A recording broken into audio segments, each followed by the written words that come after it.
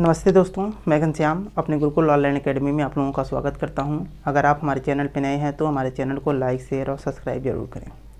आज हम आप लोगों के सामने हिंदी व्याकरण की 5वीं क्लास लेकर आए हैं, जिसमें से हम आज वर्ण विचार का जो व्यंजन का हम वर्गीकरण कर रहे हैं, वे आज हम तीसरा वर्गीकरण करेंगे। अभी तक हमारा जो वर्गीकरण हुआ है 2 प्रकार का हो चुका है व्यंजन का, एक उच्चारण के स्थान के आधार पर, एक घोषत्व के आधार पर और प्रणत्व के आधार पर। आज हमारा जो होगा तीसरा जो वर्गीकरण होगा या घोषत्व के आधार पर होगा, और इसमें जो वर्गीकरण होगा यहाँ से प्रश्न ज़्यादा से ज़्यादा बनने की संभावना है। और यहाँ तक कि कई बार एग्जाम में यहाँ से प्रश्न बहुत बार पूछा जा चुका है। तो हमारा जो हेडिंग होने वाली है या घोषत्व के आधार पर व्यंजन का वर्गीकरण, तो हमारा जो होगा हेडिंग है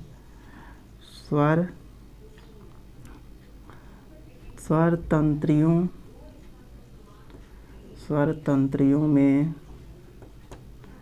कंपन या घोषत्व के आधार पर व्यंजन का वर्गीकरण। यह जो वर्गीकरण होगा यह 2 प्रकार का होगा। पहला जो वर्गीकरण होगा जो हमारा अघोष होगा और दूसरा घोष होगा। घोष क्या होता है, अघोष क्या होता है, इसको समझने से पहले हम इसकी एक बार परिभाषा लिख लेते हैं, फिर इसके बाद समझने का प्रयास करेंगे। हमारा जो हेडिंग होने वाली है पहली, वह होगा अघोष।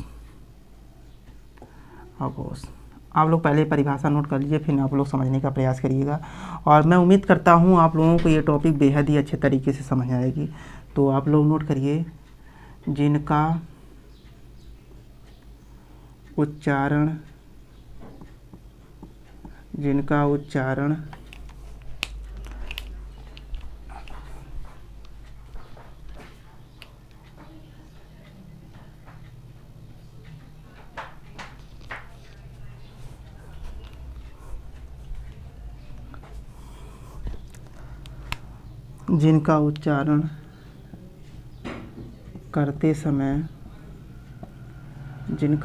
करते समय स्वर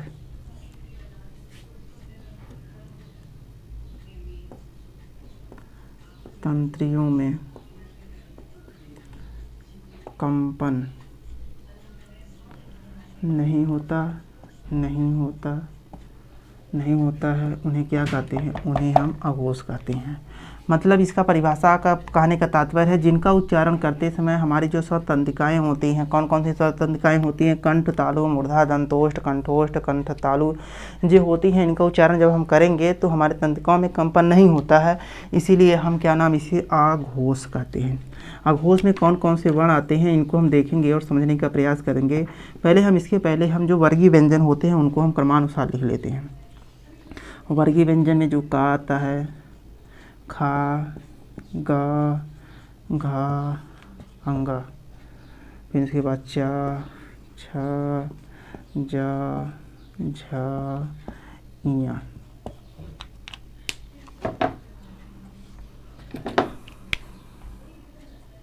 उसके बाद टा, ठा, डा, ढा, ड़ा, ता, था, दा, धा, ना, पा, फा, बा, भा, मा। यानी कि जो ये वर्गीय व्यंजन का जो वर्ण होता है, इसको हम एक वर्ग के नाम से जानते हैं। और अगर देखा जाए तो यह पहले नंबर पर, या दूसरे नंबर पर, या तीसरे नंबर पर, या चौथे नंबर पर, या 5वें नंबर पर आता है। इसी प्रकार से पहला, दूसरा, तीसरा, चौथा, 5वां नंबर पे आता है। जो इसमें अघोष होता है, अघोष वर्ग में जो परिभाषा इसमें कहा गया है, जिनका उच्चारण करते समय स्वर तंत्रिकाओं में कंपन नहीं होता है, उन्हें क्या कहते हैं? उन्हें हम क्या कहते हैं? अघोष कहते हैं। मतलब कि कहने का मतलब तात्पर्य है कि जिन वर्णों का हम उच्चारण करेंगे और हमारे स्वर तंत्रिकाओं में कंपन एकदम नहीं होता, उन्हें हम अघोष के अंतर्गत रखते हैं। इसके अंतर्गत हम लोग जो पहला वर्ण और दूसरा वर्ण आता है, मतलब जो आगे, मतलब मतलब आगे वाला घोष, मतलब घोष कौन कौन सा? पहला और दूसरा। मतलब आगे वाला जो पहला और दूसरा वर्ण होता है, इसको किसको अंतर्गत रखते हैं? हम अघोष के अंतर्गत। यानी पहला और दूसरा जो वर्गीय व्यंजन का पहला और दूसरा वर्ण होता है इसके किसके अंतर्गत रखते हैं हम, इसको हम क्या नाम है, अघोष के अंतर्गत रखते हैं। देखते हैं कि कौन कौन से इसके अंदर वर्ण आते हैं।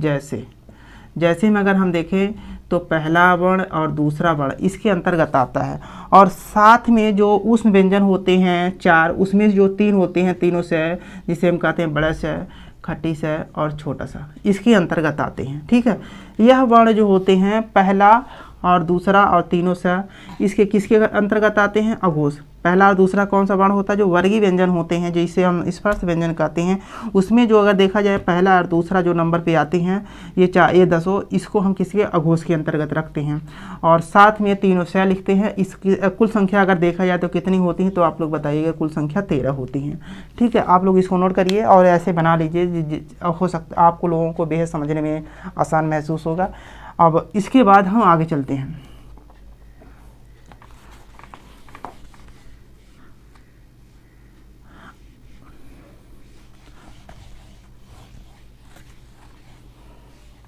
अब हमारा जो उसके बाद खा वाली दूसरी हेडिंग होने वाली है खा जो हेडिंग होगी वह घोष होगी, यानी कि जिनका उच्चारण करते समय स्वर तंत्रिकाओं में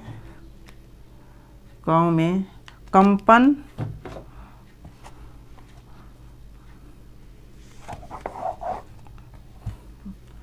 घोष की परिभाषा एक बार आप लोग नोट करिए।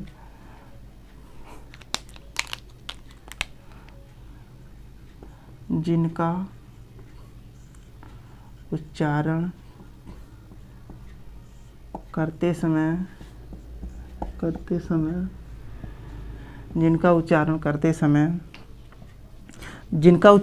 समय स्वर तंत्रिकाओं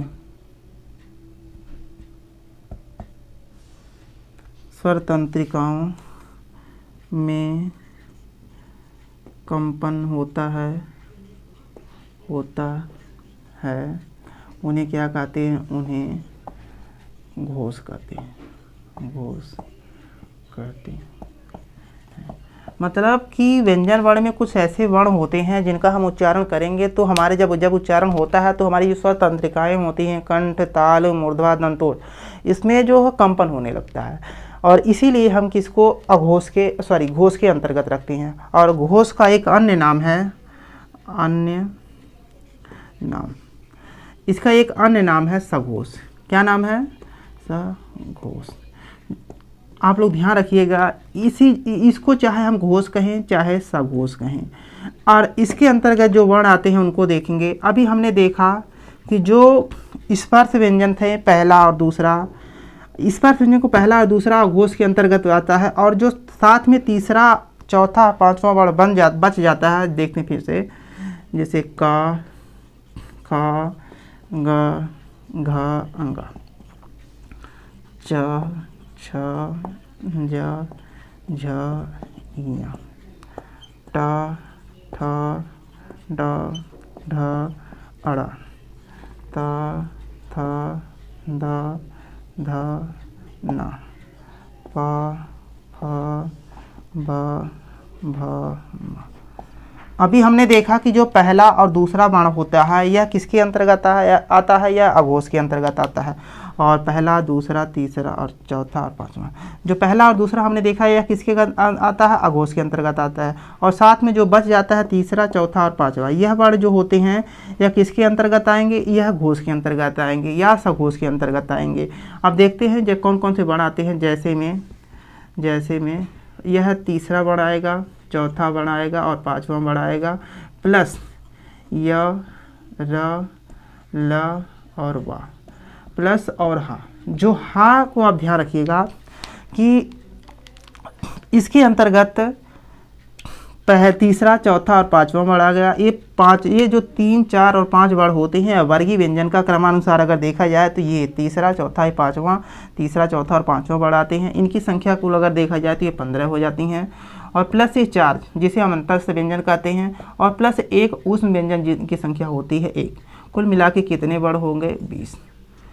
ये इसी प्रकार से हमारा घोष के अंतर्गत या सघोष के अंतर्गत आने वाले जो वर्ण है यही हैं।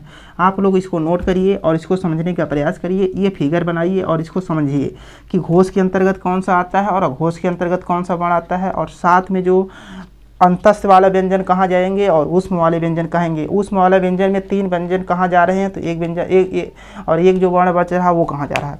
और हा को आप लोग विशेष रूप से ध्यान रखिएगा, हा का ज़्यादा से ज़्यादा यहाँ प्रश्न बनता है कि हा को कहाँ पर रखा जाए, घोष में कि अघोष में। यह जो हा होता है यह घोष के अंतर्गत आता है और इसे हम सघोष भी कहते हैं। कई बार एग्जाम में यहाँ से प्रश्न आए दिन पूछता रहता है। ये LT में कई बार पूछा आपको, TET, C TET, S TET और क्या नाम है TGT, PGT में अदर और कंपटीशन का जो हिंदी का जहाँ तक व्याकरण में जो प्रश्न पूछा जाता है उसमें ये आधार होता है। यहाँ से आने की संभावना ज़्यादा से ज़्यादा 90 से का 95% रहती है। इसीलिए आप लोग छोटे छोटे प्रश्नों को विशेष रूप से जानकारी रखते चलिए और यही प्रश्न आपको जीवन को बदलने वाले हैं। कहा गया है, आप लोग घबराइए मत, कहा गया है धीरे धीरे रे मना धीरज से सब होए, माली सींचे 100 घड़ा ऋतु आए फल होए। मतलब आप लोग धीरज से काम लीजिए, एक समय आएगा कि आप लोग भी फले और फूलेंगे। तो अब बस आप लोगों का अभी तक जो कर्तव्य बनेगा, आप लोग बस इसको धीरे धीरे आप लोग पढ़ते चलिए और एक समय आएगा आप लोगों से अच्छा व्याकरणिक ज्ञान किसी के पास होने वाला है नहीं। मैं तो ये गारंटी देने वाला हूँ, बस अपना कर्मण्य, सिर्फ कर्मण्य व अधिकारस्ते, कर्म करते जाइए, फल की इच्छा मत करिए, ठीक है। अब उसके बाद हमारा जो वर्गीकरण होने वाला है, हम व्यंजन का जो वर्गीकरण अभी तीसरा वर्गीकरण किए हैं, अब हमारा चौथा जो वर्गीकरण होगा यह प्रयत्न के आधार पर होगा। प्रयत्न के आधार पर जो वर्गीकरण होगा यह क्या नाम है 5-7 प्रकार के हम इसका वर्गीकरण करेंगे और इसमें देखेंगे कि घोष स्वर किसे कहते हैं, अघोष स्वर क्या नाम है, स्पर्श व्यंजन कैसे कहते हैं, स्पर्श संघर्षी व्यंजन किसे कहते हैं, अर्धस्वर किसे कहते हैं, अंतस्थ कहते हैं, ऊष्म किसे कहते हैं, इसको हम समझने का प्रयास करेंगे। और इसको समझने से पहले हम इसको देख लेते हैं कि इसके अंतर्गत हम क्या क्या पढ़ने वाले हैं। और यह जो होता है प्रयत्न, ये हमारी हेडिंग है, प्रयत्न के आधार पर, प्रयत्न के आधार पर व्यंजनों का वर्गीकरण। अब देखते हैं ये वर्गीकरण हम लोग 5-7 प्रकार का देखते हैं। पहला जो हमारा हेडिंग होने वाली रहेगी, इसमें हम स्पर्श व्यंजन पढ़ेंगे, स्पर्श व्यंजन। और दूसरी जो हमारी हेडिंग होगी वह होगी अंतस्थ व्यंजन। और तीसरी जो हेडिंग हमारी होगी का नाम है स्पर्श संघर्षी व्यंजन। उसके बाद चौथी जो हमारी हेडिंग होने वाली है उसे हम क्या कहते हैं, अर्धस्वर। उसके बाद जो 5वीं हमारी हेडिंग होने वाली है उसे कहते हैं ऊष्म व्यंजन। उसके बाद जो आगे हेडिंग होने वाली है यह हेडिंग होगी पार्श्विक वर्ण। कौन से होंगे इसको देखेंगे। फिर उसके बाद जो आगे होगा प्रकम्पित वर्ण कौन। फिर उसके बाद जो आगे होना होगा जिसे हम कहते हैं ताड़न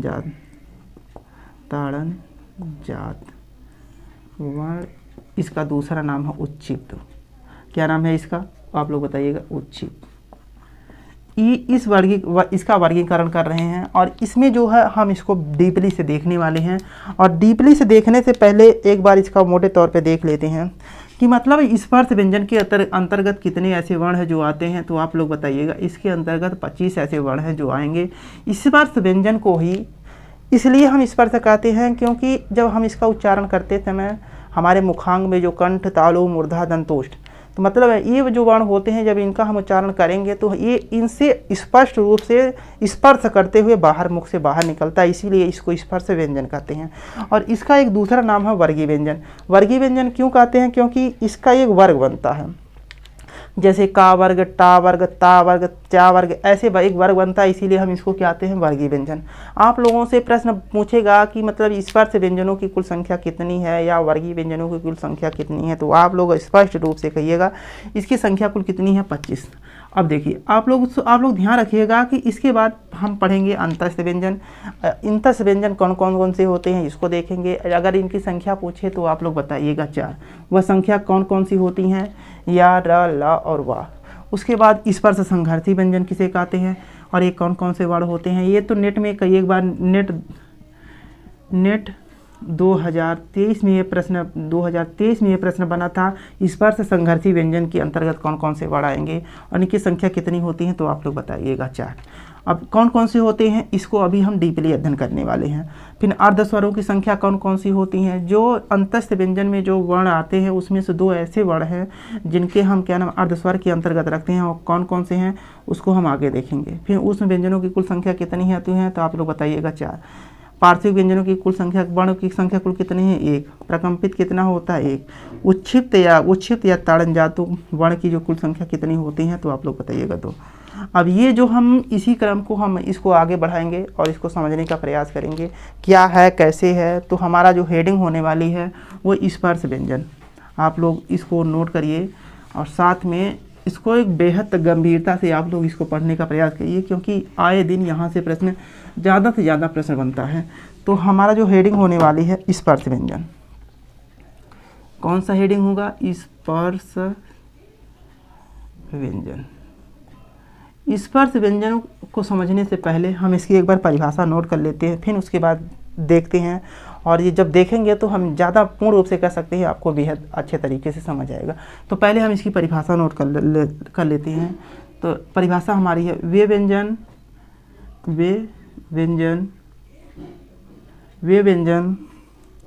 जिनका उच्चारण वे व्यंजन जिनका उच्चारण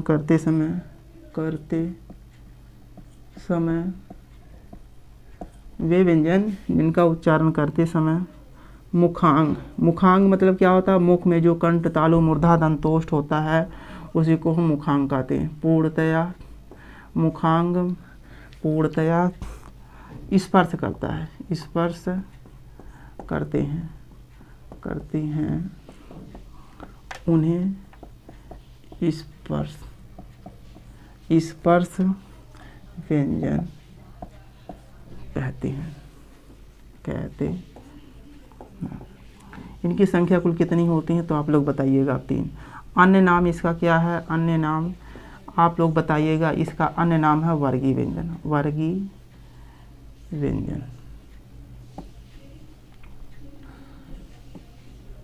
अब देखिए कौन कौन से ये इसके अंतर्गत आते हैं, तो आप लोग नोट करिए, का, खा, गा, घा, अंगा। फिर इसके बाद चा, छा, जा, झा, इया। फिर इसके बाद टा, ठा, डा, ढा, ड़ा। फिर इसके बाद ता, था, दा, धा, ना, पा, फा, बा, भा, मा। ये हमारा जो है अब देखिए इसको बात पहले समझ लेते हैं, स्पर्श संघार्थी व्यंजन। और इसको हम जो क्या नाम है, इसको अभी हम आप लोग इसके पहले देखे हैं। इसका उच्चारण स्थान कंठ, तालु, मूर्धा, दंत और ओष्ठ। क्रमानुसार इसको हम देखते हैं तो ये जो कंठ, तालु, मूर्धा, दंत, ओष्ठ का इसका उच्चारण स्थान होता है। क्योंकि जब इसका जो उच्चारण स्थान होता है तो जाहिर है कि इसका उच्चारण स्थान कंठ है, तो जो हम इसको उच्चारण करेंगे तो हमारी कंठ से स्पर्श करते हुए का वर्ग का उच्चारण होगा।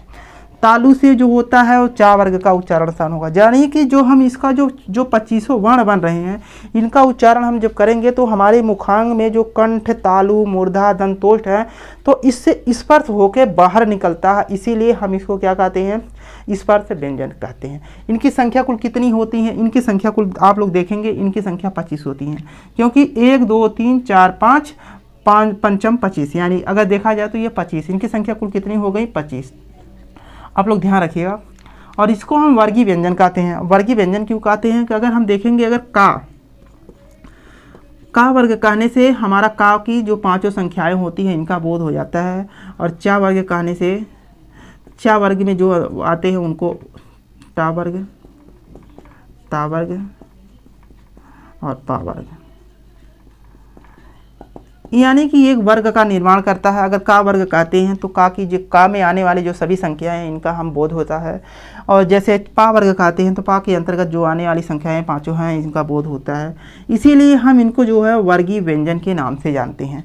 वर्गीय व्यंजन के नाम से जानते हैं। अगर आप लोग ध्यान रखिएगा कि अगर पूछेगा का वर्ग के अंतर्गत कितने वर्ण हैं तो आप लोग बताइएगा 5, ता वर्ग के अंतर्गत कितने वर्ण हैं तो आप लोग बताइएगा 5, और कि कौन कौन से वर्ण आते हैं तो जो वर्ण आते हैं उनको आप ध्यान रखिएगा। और ये प्रश्न आए दिन यहाँ से पूछता रहता है कि स्पर्श व्यंजनों के अंतर्गत कौन कौन से वर्ण आते हैं और इनमें से कौन सा वर्ण स्पर्श व्यंजन के अंतर्गत नहीं आता है। तो आप लोग सावधानी से इसको नोट करिए और इसकी परिभाषा को समझने के साथ साथ इनकी संख्याएँ जो हैं इनको आप देखिए और कौन कौन से हैं इनको आप नोट करिए।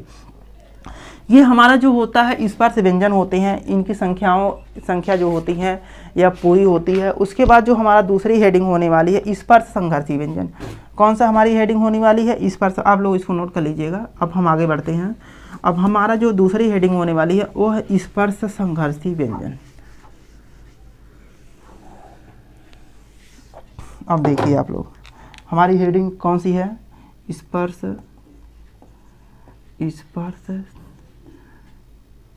संघर्षी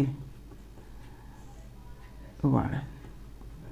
आप देखिए, मतलब कि कुछ ऐसे वर्ण हैं व्यंजन वर्ण में, कुछ व्यंजन वर्ण में कुछ ऐसे वर्ण हैं जिनका उच्चारण करते समय स्पर्श करते हुए संघर्ष का बहुत ज़्यादा सामना करता है, वह उसे हम स्पर्श संघर्षी व्यंजन कहते हैं।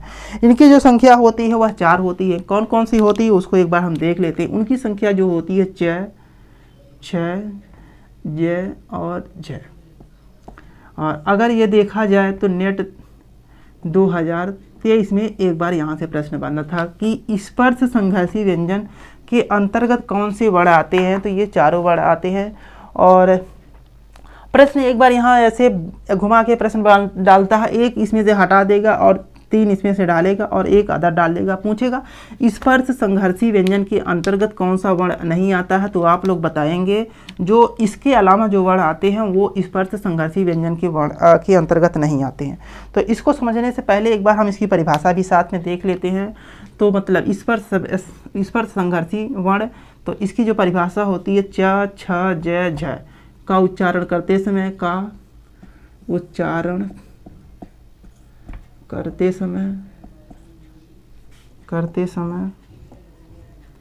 जिह्वा जो होती है, जिह्वा ऊपर उठकर, जो जिह्वा हमारी होती है ऊपर उठकर तालु का स्पर्श करती है। जब स्पर्श कर लेती है उसके बाद क्या होता है? फलस्वरूप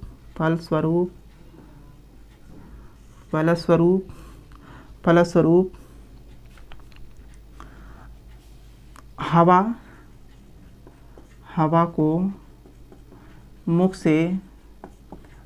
से बाहर निकलने में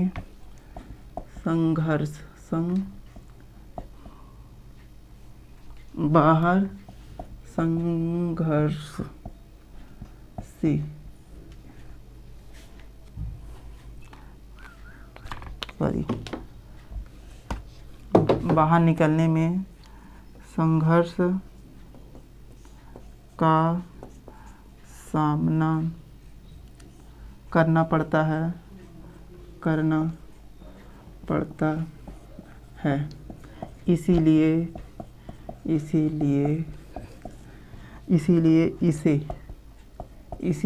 इसे स्पर्श संघर्षी वर्ण कहते हैं।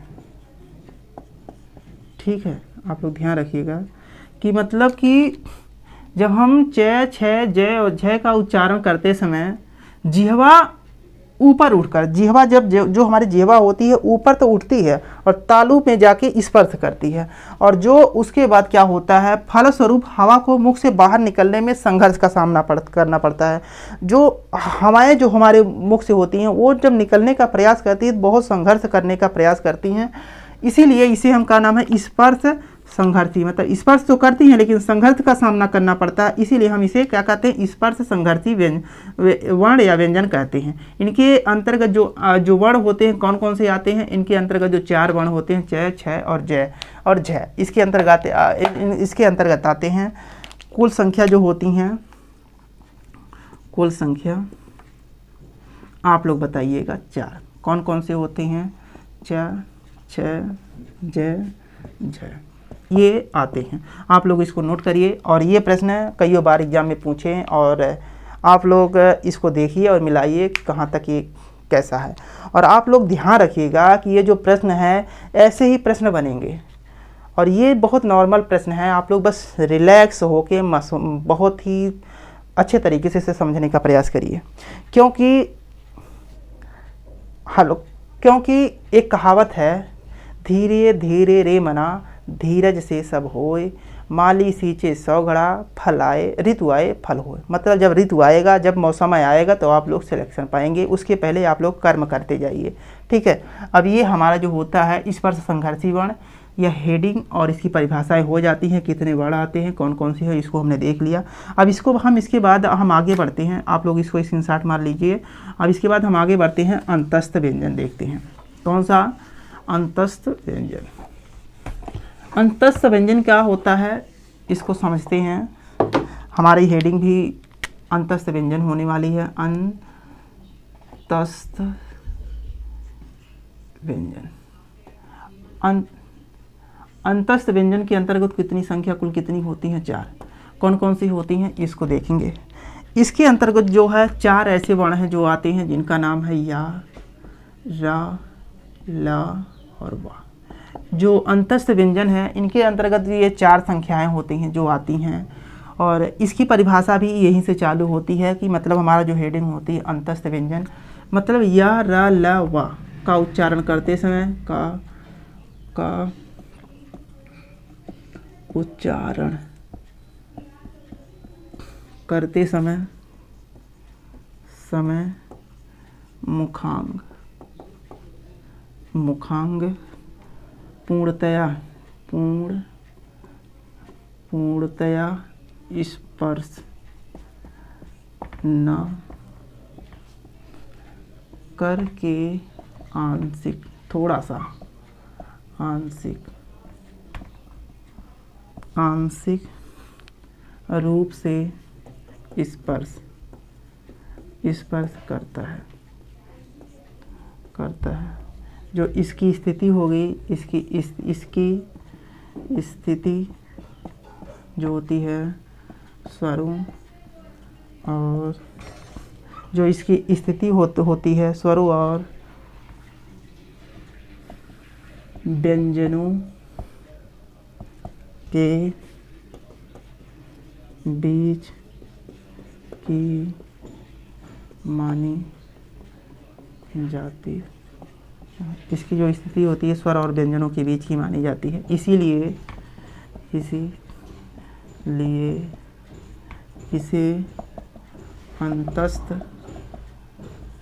हम इसे अंतस्थ व्यंजन कहते हैं। आप लोग समझने का प्रयास करिए।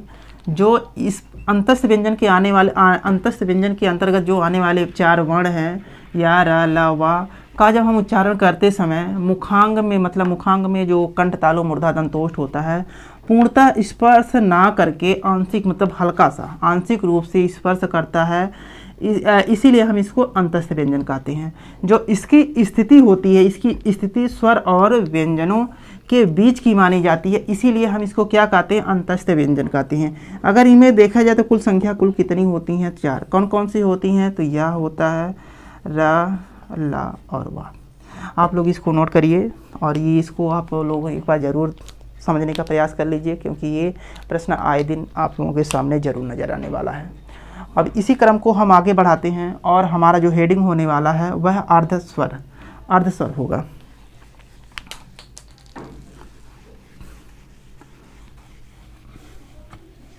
अब हमारी जो हेडिंग होने वाली है वह हेडिंग अर्धस्वर के नाम से जाना जाएगा। जो कौन कौन से वर्ण आएंगे इसको हम पहले देखेंगे। पहले हम लिखते हैं और हमारी जो हेडिंग होगा कौन, अर्धस्वर।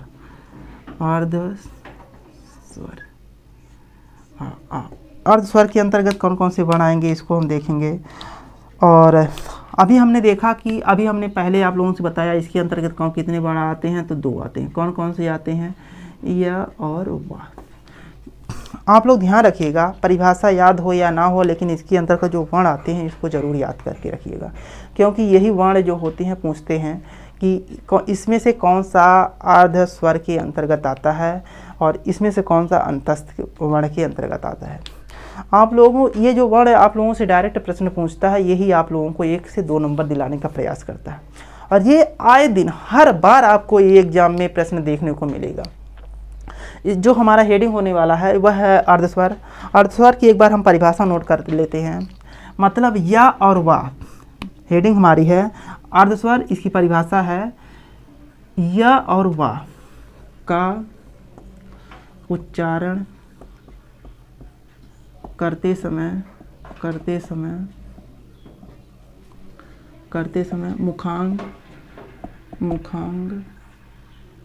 मुखांग ना के बराबर स्पर्श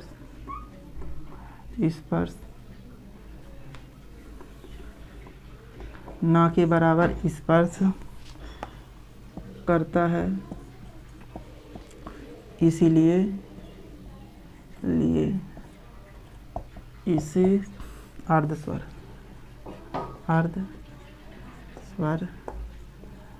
कहते हैं। ठीक है, अब कौन कौन से वर्ण आते हैं इसको देख लेते हैं। यह, या और वाह। संख्या कुल कितनी होती हैं, आप लोग बताइएगा। तो यह हमारा जो है अर्धस्वर के अंतर्गत आता है। ठीक है, अब इसको आप नोट कर लीजिए और इसको समझने का भी प्रयास करिए, और ये आपको 1 से 2 नंबर दिलाने का प्रयास करेगा। सिर्फ आप लोग अपना कर्म करते जाइए। अब उसके बाद जो हमारा हेडिंग होने वाली है प्रकंपित या लुंठित वर्ण। अब हम उसको एक बार समझते हैं और इसको देखते हैं। और यह प्रश्न 2023 नेट और जीआरएफ का जो प्रश्न बना था उसमें ये सामने सभी लोगों को देखने को मिला था। तो हमारा जो हेडिंग होने वाला है यह होने वाली है प्रकंपित या इसी का दूसरा नाम है लुंठित। यह वर्ण या व्यंजन। ठीक है, अब हम प्रकंपित कैसे समझेंगे और लुंठित कैसे समझेंगे, यह समझने का प्रयास हम एक परिभाषा लिखने जा रहे हैं। उस पर आप लोगों को स्पष्ट रूप से समझ में आ जाएगा कि प्रकंपित क्या है तो लुंठित क्या है।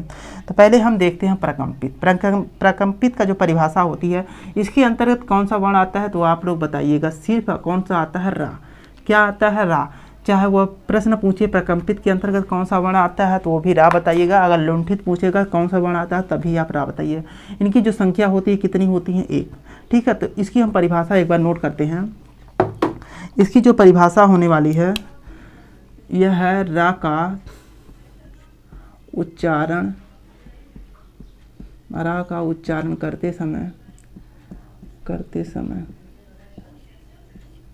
उच्चारण करते समय जिह्वा हमारी जो होती है, जिह्वा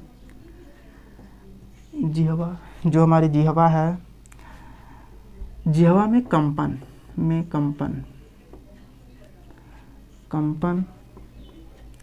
जो हमारा जो कंपन होता है इसीलिए इसे प्रकंपित वर्ण कहते हैं। आप इसी क्रम को हम आगे लुंठित किसे कहते हैं तो इसको भी देख लेते हैं। लुंठित क्या होता है, मतलब रा का उच्चारण करते समय जो जिह्वा होती हमारी जिह्वा ऊपर की तरफ मुड़ जाती है, अतः इसे लुंठित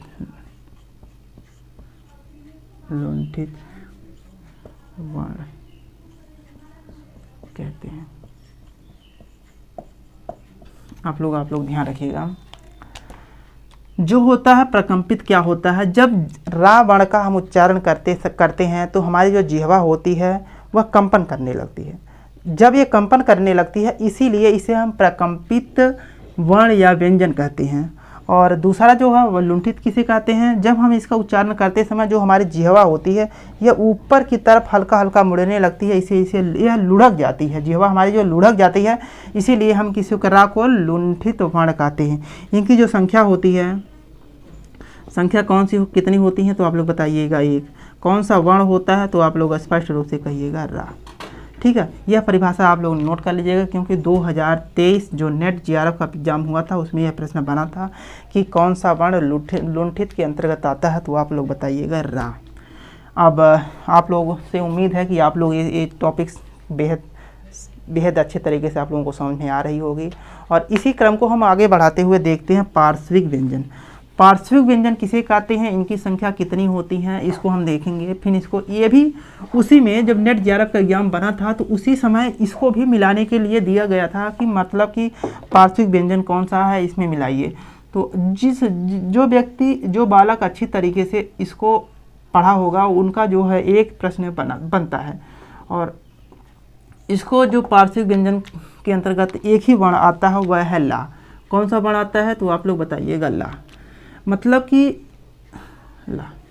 अब इसको हम समझने का प्रयास करेंगे कि आखिर इसको ला को हम पार्श्विक के अंतर्गत क्यों रखते हैं, इसका कारण क्या है, और फिर इसके बाद समझते हैं कि ये क्या है। तो पहले हम इसकी परिभाषा नोट कर लेते हैं, फिर उसके बाद समझते हैं। जो हमारी परिभाषा होने वाली है, ला का उच्चारण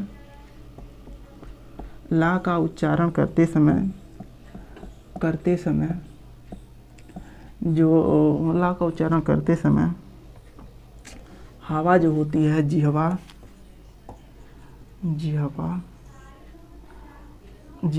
के दोनों पार्श्व भागों से बाहर निकलती है, अतः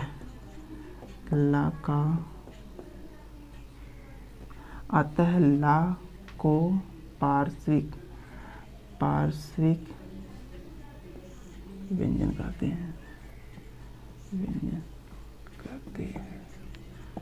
कौन बढ़ाएगा तो आप लोग बताइएगा ला। संख्या कितनी होती हैं तो आप लोग बताइएगा एक। कौन सी संख्या है ला। अब देखिए इसको समझिए, मतलब जब हम इसका उच्चारण करेंगे तो हमारी जिह्वा हल्का सा ऊपर आती है, लेकिन जब ऊपर आती है तो दोनों साइड से जो हवाएं होती हैं बाहर निकल जाती है, इसीलिए हम इसको पार्श्विक व्यंजन कहते हैं। और पार्श्विक व्यंजन के अंतर्गत कौन सा वर्ण आता है तो आप लोग बताइएगा ला। कितनी संख्याएं होती हैं आप लोग बताइएगा एक। इसको समझिए, इसको नोट करिए, फिर इसी क्रम को हम आगे बढ़ते हैं और आगे देखते हैं ऊष्म व्यंजन। ऊष्म व्यंजन क्या होता है, इनकी संख्या कितनी होती है इसको देखते हैं। और ऊष्म व्यंजन 2019 में जो सुपर टेट यस टेट का एग्जाम हुआ था उसमें पूछा था कि क्या नाम है ऊष्म व्यंजन कौन से इनमें से कौन से हैं। तो हमारा जो हेडिंग होने वाला ऊष्म व्यंजन के अंतर्गत इसकी परिभाषा लिख लेते हैं, फिर इसको समझने का प्रयास करेंगे। तो ऊष्म व्यंजन का उच्चारण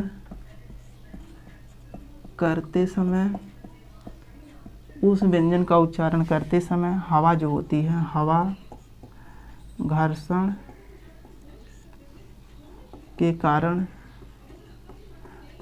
के कारण ऊष्म होकर बाहर निकलती है। ऊष्म मतलब गर्म होकर बाहर निकलती है। अतः इन्हें ऊष्म व्यंजन कहते। ठीक है, आप लोग नोट करिए इसको।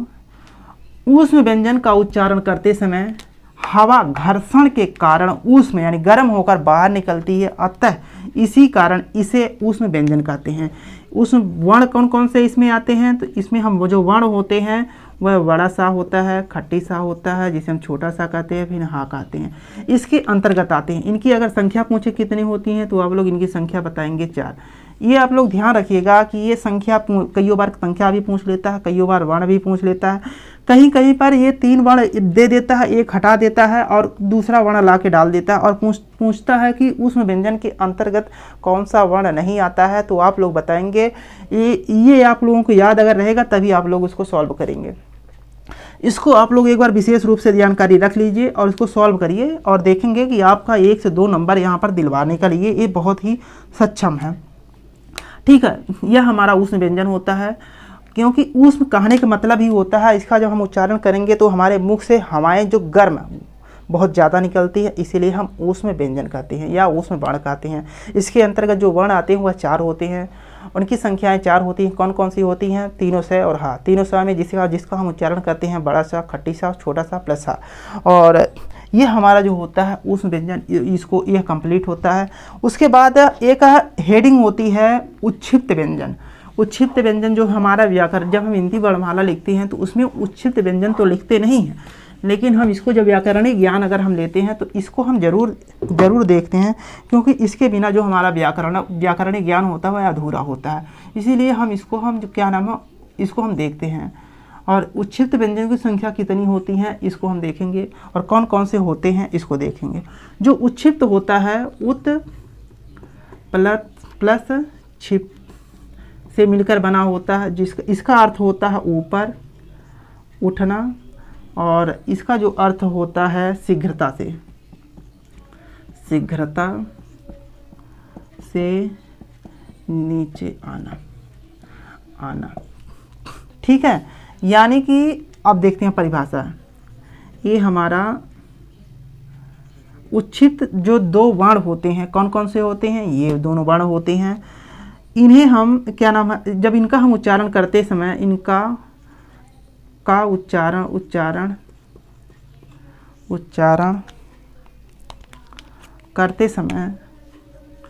करते समय जो जिह्वा होगी, जिह्वा ऊपर उठकर झटके के साथ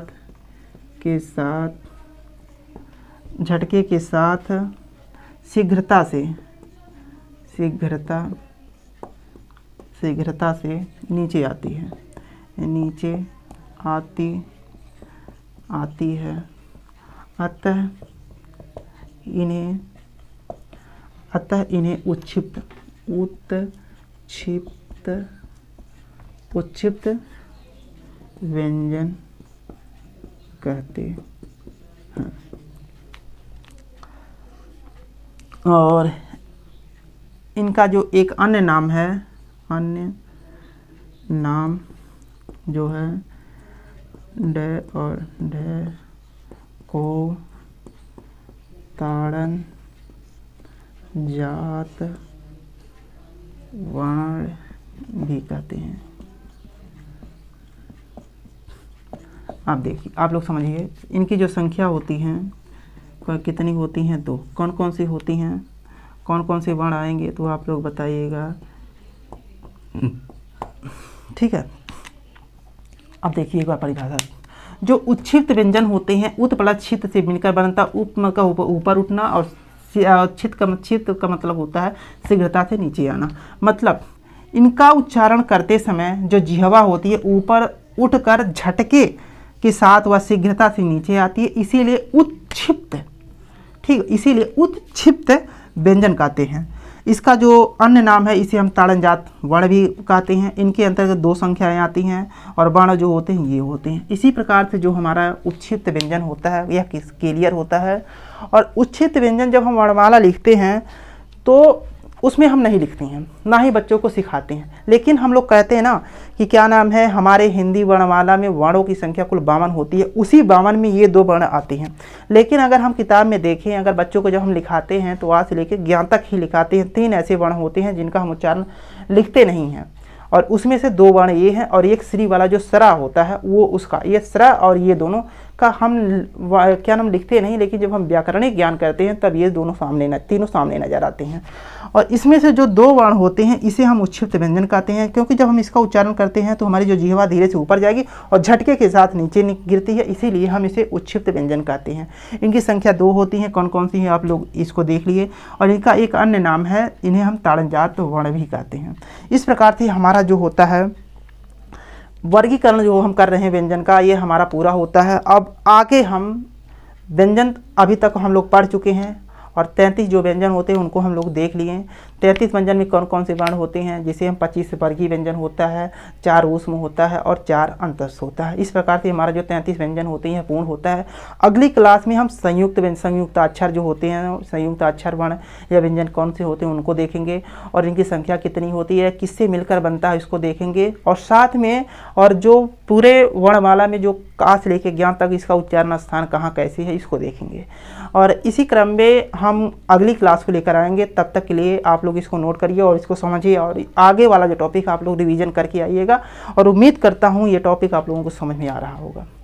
और अपना प्यार और सपोर्ट हमको ज़रूर दीजिए, क्योंकि आपका ही प्यार और सपोर्ट से ही हम आगे और अच्छी वीडियो लाने का प्रयास करेंगे। तब तक के लिए नमस्ते, थैंक यू।